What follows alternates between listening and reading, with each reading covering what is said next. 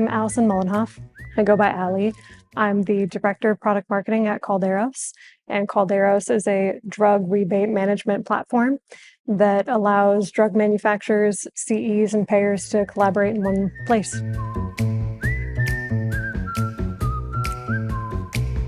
There's a few. One is content management, because before we implemented Highspot, we had content management issues. So everything was scattered across G Drive and in various kind of executive folders. So you would have to guess if you were using the most up-to-date content, and it was hard when you were promoting new assets, but also when you were recycling old assets for campaigns. Nobody knew with confidence that they were using what they needed to be using. So that was one. The second is training. So when we create training, it's hard to get feedback. And what can end up happening is the team goes off, they take whatever it is, it's a one-time fits all, and that's it. And you get a great job, pat on the back, and you kind of move on. With Highspot, you can really initiate different rounds of feedback and create levels of training in a way that you really can't if you're doing an ad hoc program.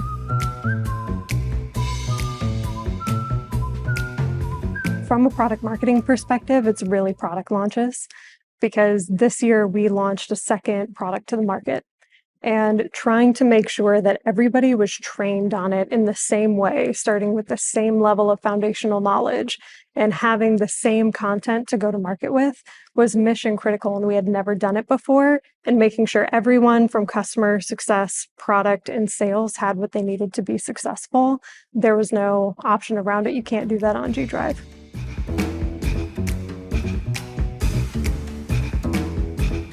It's really getting away from ad hoc responses and creating a curriculum.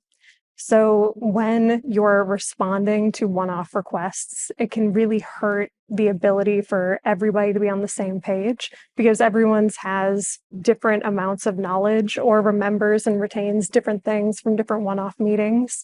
And Highspot allows you to create a 101, 201, 301 leveling system that allows you to create an entire curriculum around a product line or competitive intelligence, or how do you respond to objection handling in a way that you can see where folks are getting stuck and where they're not. Because it's hard when you're outside of something like Highspot to ask questions, because you get to ask in front of your entire team and maybe your boss.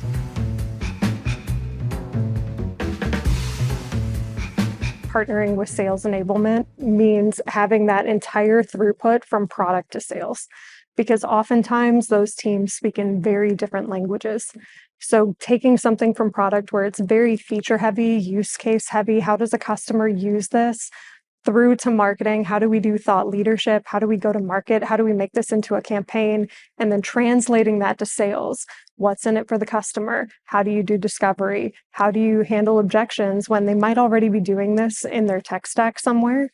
That's all very different contexts that you need to be able to train against.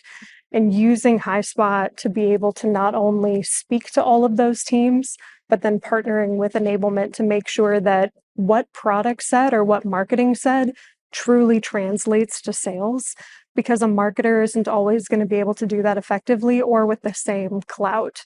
And so a marketer coming in on a sales stand-up and saying, hey all, we made this great campaign, you're going to love it, all of your prospects are going to be really interested, versus somebody from their own team coming in and being able to say, this is what marketing's made and here's how you're going to use it in your team, makes it that much more impactful.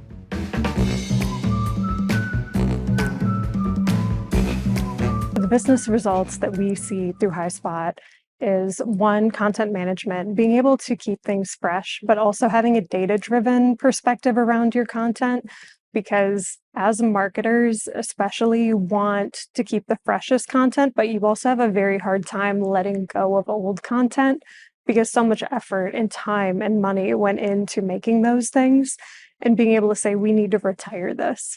While it's still useful, it's a webinar from 3 years ago, but it has our founder and a customer, and that was really hard to get. Well, it's only had one view in a quarter, so we should probably retire it. And then the second is really around training, because marketing and product marketing specifically can create all types of product training. And you'll either get a, hey, that was great, and then you'll have somebody follow up 3 months later, hey, I really didn't get it, and you don't know how to go back. Or you'll have kind of those problematic reps that don't take the training, and you have to be able to hold some accountability there rather than always reactively replying with new materials from your team and kind of spinning your wheels.